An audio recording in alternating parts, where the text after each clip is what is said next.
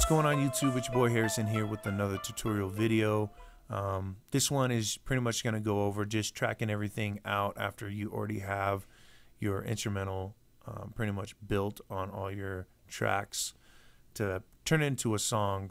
Kind of what I do. I know everybody does something a little bit different, but I know once I have everything built, I like to kind of track it out pretty quick. So I'm going to play this track for you guys real quick.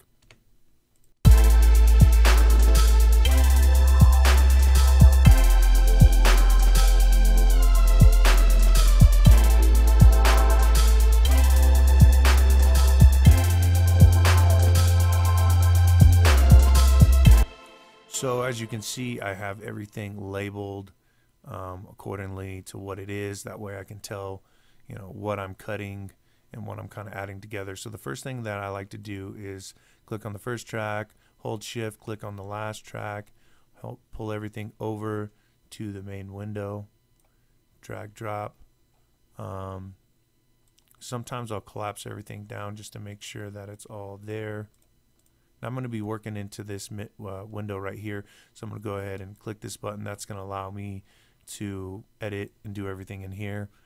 As you can see, there's these little, you know, pads that are actually 4-bar loops. So I'm just going to Control D, click on the next one, Control D. Now everything's laid out here. So what I'm going to do is I'm going to highlight everything, and I usually just duplicate like 2 or 3 times, and then I open everything back up so I can see my MIDI tracks. Next thing I'm going to do is I like to build an intro, so I'll just delete, you know, a lot of my percussion in the intro, and I'll probably bring this bass down here.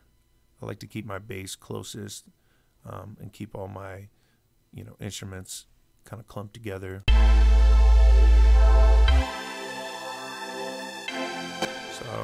I'm going to start with this.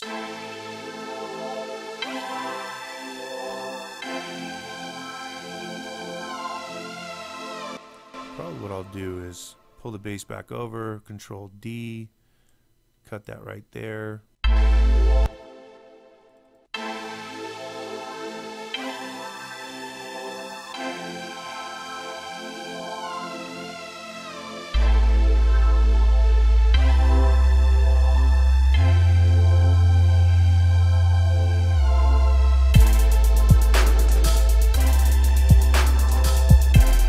Now this totally depends on your tempo. Right now I'm working at 120 BPM, so I usually don't like to keep my hooks super long at this tempo.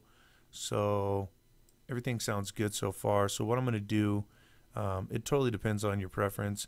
I'm going to jump from intro into hook into verse.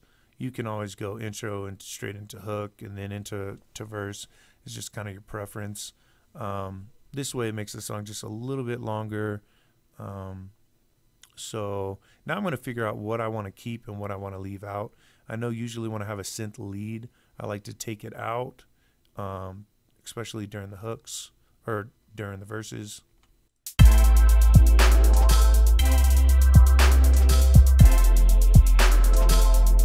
I just, you know, highlighted everything, pasted over.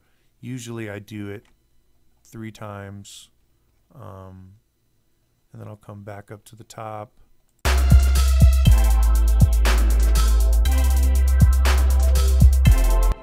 So usually when I jump from right into hook into a verse, what I like to do is either cut out some of the bass, cut out either some of the kicks, just kind of, you know, help out the vocals a little bit more.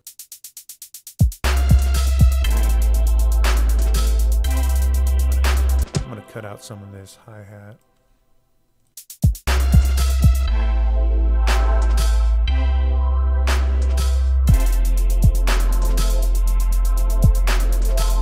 Now when you're building, anything that you're going to want to do is going to kind of emphasize everything. I usually like to cut up the hats, kind of change them out a little bit more. Now at the end of my measure for my hook, typically I like to do a nice drop, kind of cut all this crap out.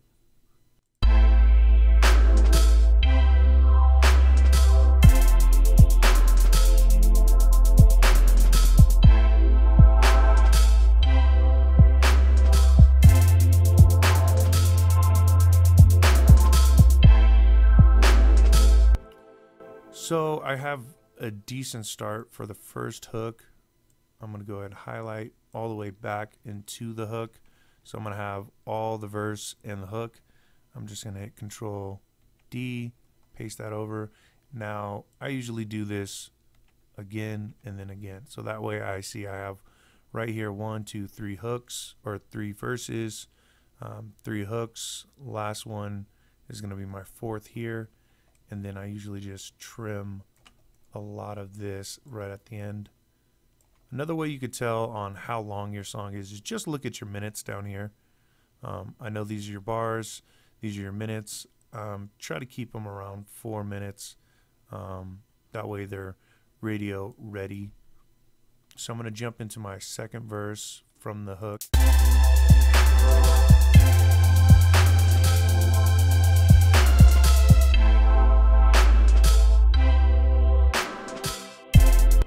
So another thing I like to do is, especially when I'm going in to my hooks, I like to mess around with the bass a little bit, kind of trim some of the fat.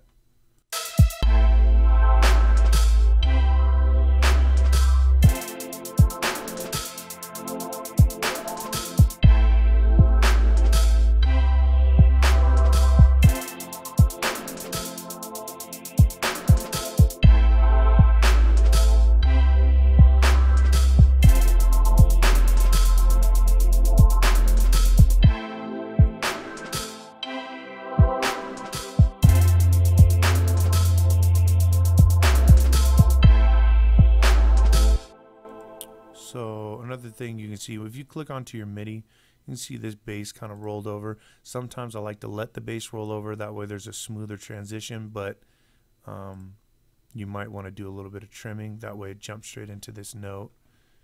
You can kind of see it too when you're editing through it. So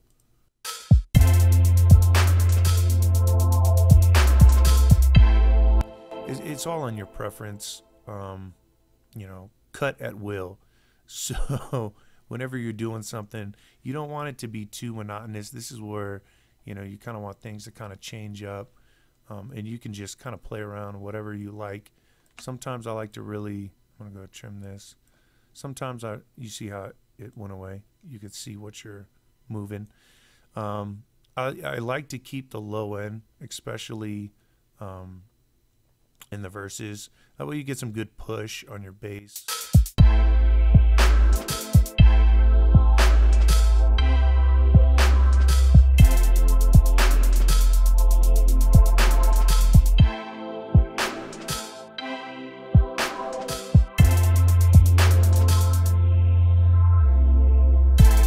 So I'm going to roll into another drop. So what I'm going to do is I'm actually just going to cut this.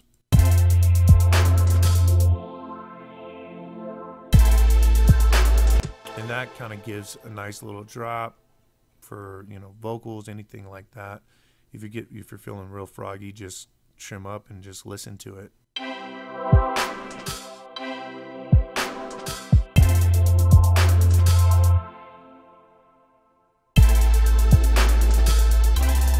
Again, totally on your preference. You know, nothing is one way or the highway. Anybody tells you that, they're a freaking moron. So, you know, just whenever you're working on your track, just make sure you kind of cut and trim whatever that you want out of it. So we're going to jump into the second verse.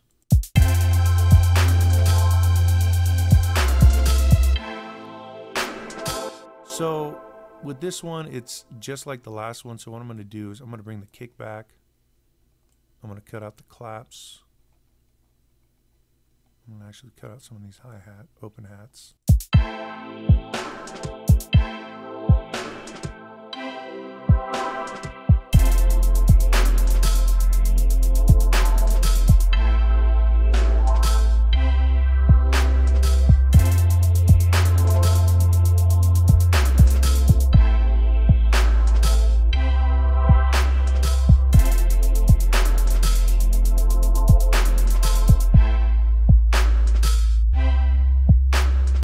like that sound, so what I'm going to do is I'm going to do that right in the beginning of it. That way you get a pretty clear idea that it's going from hook straight into verse.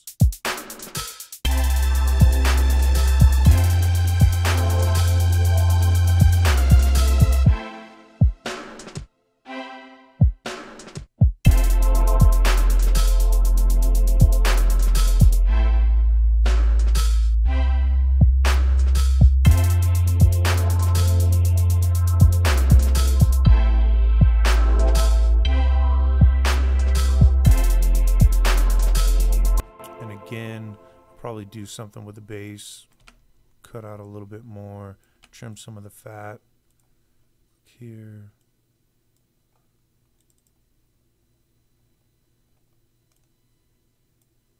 See which one.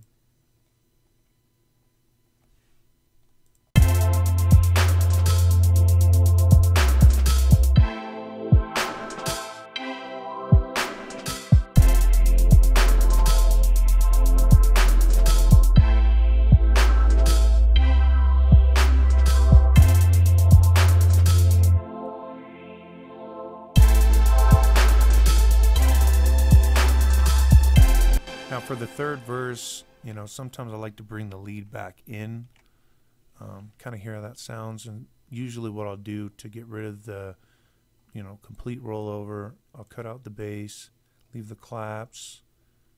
We'll go, let's try the pads.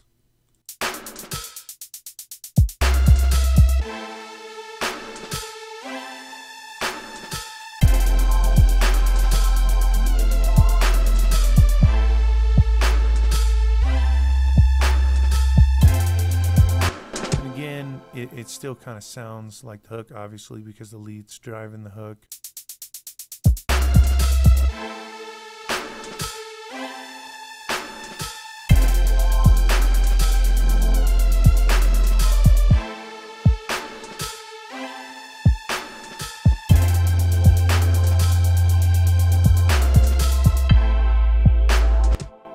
And once again, I mean, it really just depends on your preference. This is just a method I like to use just to kind of switch it up, because you don't want something that's just a continuous loop over and over and over. It gets kind of monotonous.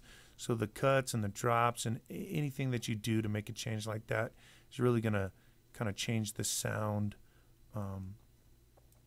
of your song. And it's also going to help push vocals and kind of bring them out of the track.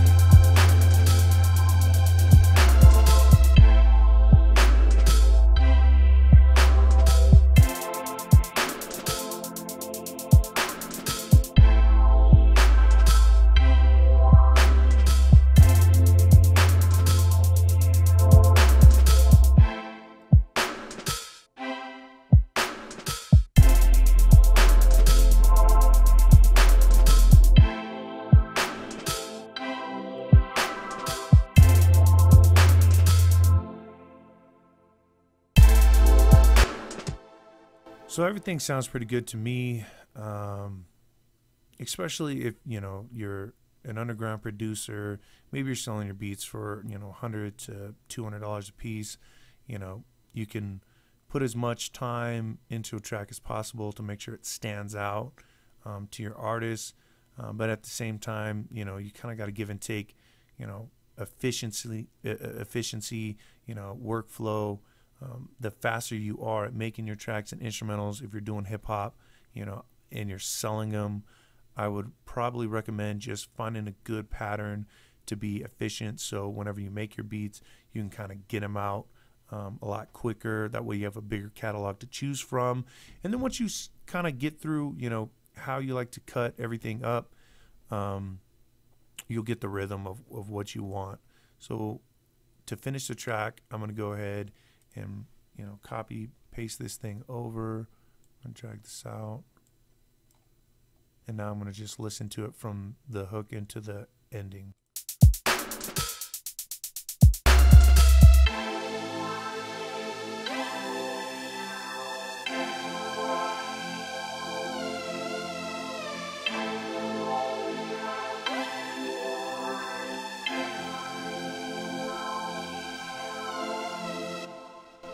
So you can always try to fade it out or anything like that. I'll probably go into a tutorial about that later. I think as of right now, what I'm going to do, you can bend it down. If you go into your track volume, click here, click there. So once you have these 2 points, that's what you're triggering from. Same thing, track volume. Click at the end of it, click at the beginning of it. You can eyeball it, you know, kind of taper down.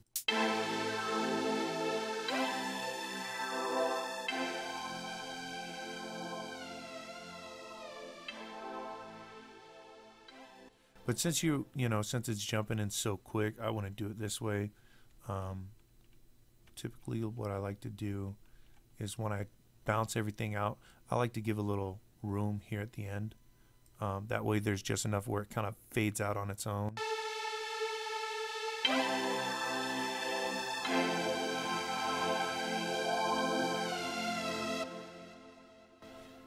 It's kind of got that trickling kind of reverb sound just from, its own sound. Or you can just highlight everything, Control D, let it play one loop out, and now do your fade on your tracks. And then just pull all the way down. Drag this out.